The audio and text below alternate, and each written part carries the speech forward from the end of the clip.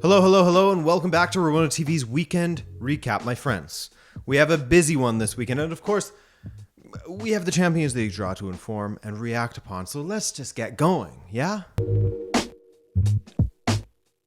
Tottenham had their match against Stade Rennais called off in the Conference League, and their match against Brighton this weekend was also called off. As their COVID outbreak has rocked the team, now we're hearing that Manchester United have a COVID outbreak of their own, this coming after their 1-0 win this weekend away to Dean Smith's Norwich, in which a Ronaldo penalty was the difference. Really not a great performance from Manchester United, but again, early days for Rangnick. We'll see if he can get something from this side. Chelsea managed to get a win and stop the poor results temporarily, but it wasn't pretty as they played at home against Leeds and still managed to leak 2 or more goals and required a late penalty to win it, that coming from Jorginho, and that being Chelsea's second penalty of the second half. Chelsea have conceded 9 goals in their last 5 matches, which is completely off when it comes to Chelsea under Tuchel at least. Leicester got their first win in the last 4 matches as they smashed Newcastle United 4-0.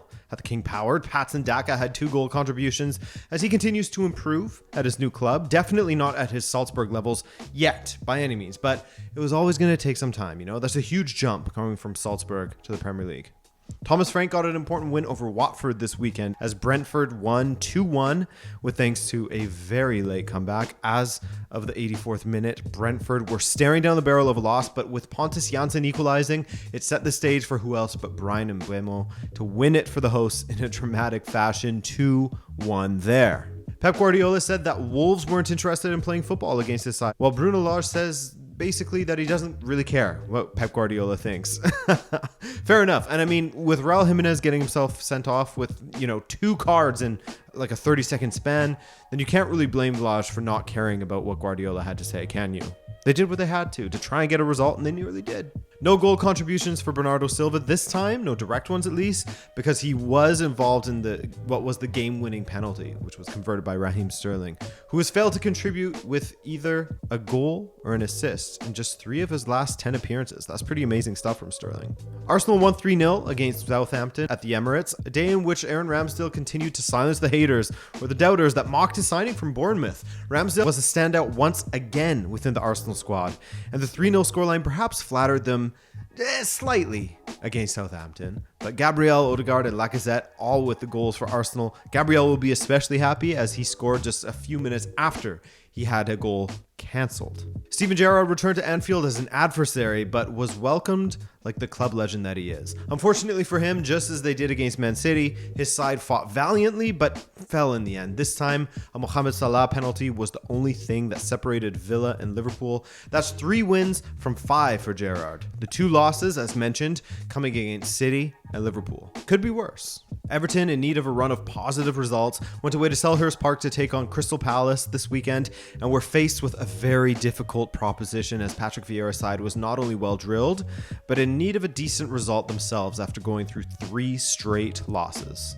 Conor Gallagher's incredible form continued as he converted a Jordan Ayew cutback to make it 1-0 before the half was up. James Tompkins converted in the second half to put it out of reach of Everton, though they did have some fight. They did. Solomon Rondon pulled one back for Everton, but Gallagher scored his second of the match, and my word, was the second one ever a beauty. Stunning strike from outside of the 18 that curled and kissed off the bottom side of the crossbar on its way in. My favorite goal of the weekend, but you know I'm biased. You know I love a bar down goal. You know it. And so with that, it's as tight as ever in the Premier League. At the top of the table, as City have a 1-point lead over Liverpool, who have a point on Chelsea, who have 8 points on West Ham. Quite the gap after that. After their strong performance against Atalanta for the first hour or so at least, before they almost welcomed a fight back, Villarreal managed to keep that good form going domestically, something they haven't always thrived at. For just the second time this season, actually, Emery's side have been able to string 2 wins together. This weekend, they beat none other than Rayo Vallecano. If you've been paying attention to what's going on in Spain, then you'll know that this isn't necessarily a guaranteed win playing up against Rayo Vallecano. The opposite of such, actually. They're a difficult team. 2-0 for Emery there against the guys who just came up this season. Barcelona tried to bounce back from their midweek contractually obliged drubbing at the hands of Bayern Munich as they went away to Osasuna's El Sadar Stadium, which again, Osasuna is not an easy club to play against this season. Quite the opposite, really, as Osasuna sit comfortably mid-table, but within range of top 6 still. Certainly within range of Barcelona. I can say that. It was a young Barcelona side that Xavi fielded, and naturally, two of their most prominent youngsters linked for the opener as Gavi set up Nico Gonzalez. That was cancelled out just 2 minutes later, however. In the second half, Barca's Adbe put his side ahead with what was his first La Liga goal, but late on, Ximi Avila equalized with a driving strike from the edge of the box that found the bottom corner, 2-2, the final there. Sevilla got over their midweek disappointment in which they failed to get out of the Champions League group stage by beating Athletic Club 1-0 away at San Mamés. Thomas Delaney getting the rare goal for himself, which was the winner for his club. Valencia have continued their upward trajectory and unbeaten run under Jose Bordalas. They are now unbeaten in 6 matches after their 2-1 win over Elche this weekend in Valencia. This one required a late winner from Mukhtar Diakabi. The earlier goal was scored by Gonzalo Guedes. Better from Valencia, much better actually, as the top teams are absolutely in their reach at this point. But there were 2 big matches this weekend in Spain, the first of which being Real Betis hosting Real Sociedad, 2 top 4 sides facing off. Love to see that.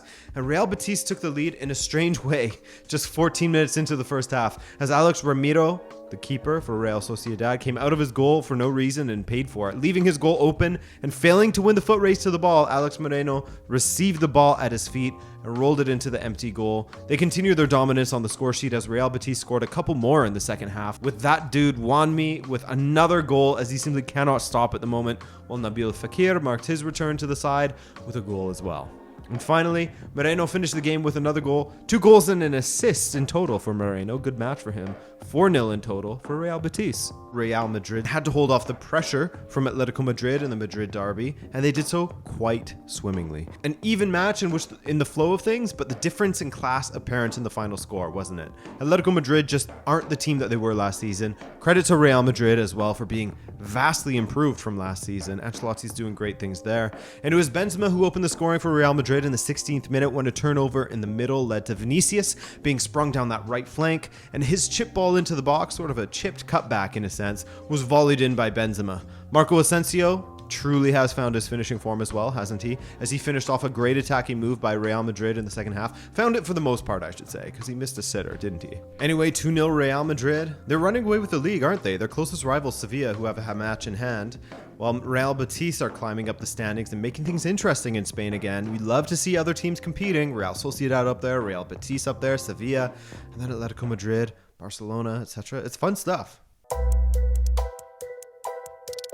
Another frustrating weekend for Borussia Dortmund supporters as a match that they should be getting maximum points from away to Bochum ended in a 1-1 draw, and even the 1 point was hard to come by, as it took an 85th minute strike from Julian Brandt to get Dortmund level. That's 2 matches without a win for Dortmund. And when you pair that with Bayern Munich's 2-1 victory at home against Mainz, which took them a while to get into, as Bayern aren't exactly flying at this moment. And it's funny, because with Bayern we can say that even when they are winning 3-0 midweek and then 2-1 on the weekend against a solid Mainz side under Bo Svensson.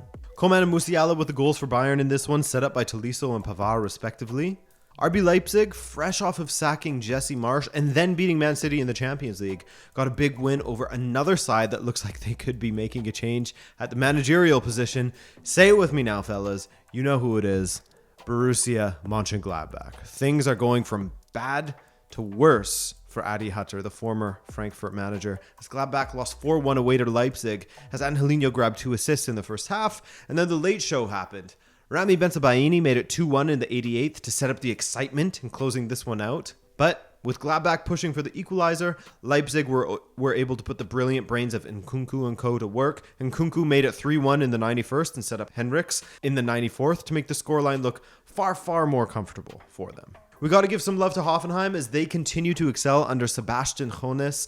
This weekend, they went away to SC Freiburg and their new stadium, and a David Raum masterclass got Hoffenheim the win. Raum scored after 3 minutes and set up the winner in the 94th for Chris Richards. 2-1, not without the drama, as Freiburg have themselves to blame in some respects, as Grifo had a penalty saved after an hour of play. Could have been a turning point there. One of the surprise results of the weekend was no doubt Union Berlin losing away to to the worst side in the league, Greuther Fürth.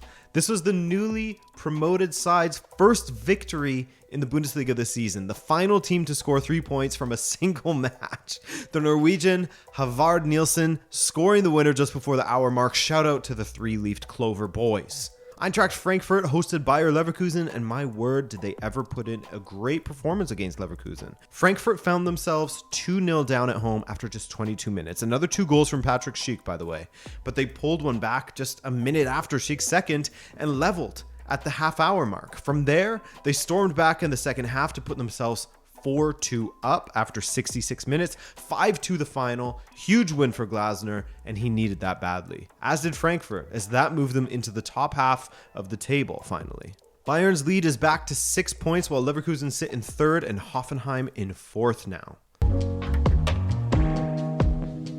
Atalanta fell short at home against Villarreal as discussed, but going away to a very tricky Hellas Verona side, they managed to come back from a goal down on the road to win 2-1. Who else but Giovanni Simeone to get the goal for Verona, as he has taken his tally up to 12 goals in 16 appearances this season. Fantastic stuff from Diego Simeone's son. But Miranchuk pulled one back before the half, and Thun Koopmeiners got the winner for Atalanta in the 62nd minute. A long distance strike that left the keeper flat-footed. 2-1 Atalanta there. Alvaro Morata scored a goal away to Venezia for Juve, but an equalizer in the second half saw it finish 1-1. AC Milan had to work for a draw away to Udinese, who just sacked their manager days prior. Zlatan scored in the 92nd minute to secure the result for Milan, as they will look forward to not having to play any European matches, neither Champions League nor Europa League, as they drop right out and can now just focus on getting their squad healthy and reincorporated and starting to win games in Serie A again.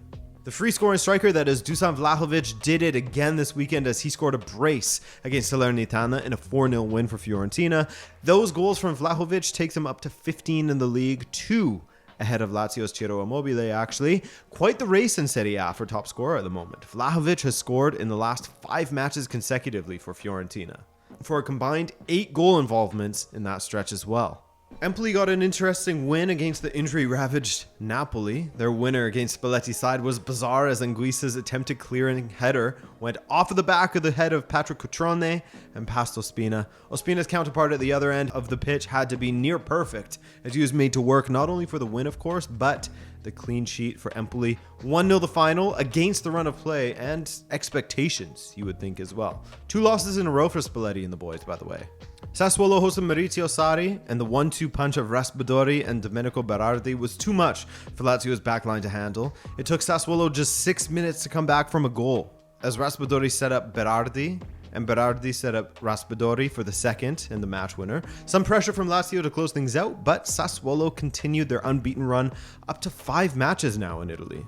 Inter absolutely cruised to a 4-0 win over Cagliari, a match in which Barella made up for his red against Real Madrid midweek with a man of the match worthy performance. Also, Alexis Sanchez got a rare start, got a goal and an assist for his trouble. Aside from that, Lautaro got a brace and Çalhanoğlu got another goal to keep his good form going. Goal and assist from Çalhanoğlu, and first place for Inter following the stumble from AC Milan. The top 4 is Inter, AC Milan, Atalanta, and Napoli. Juve are 12 points off of the top and 8 points off of 4th. And now to the Champions League draw, which will be hosted by Adrian. Editor Adrian, that is. My bad. So that was interesting, wasn't it?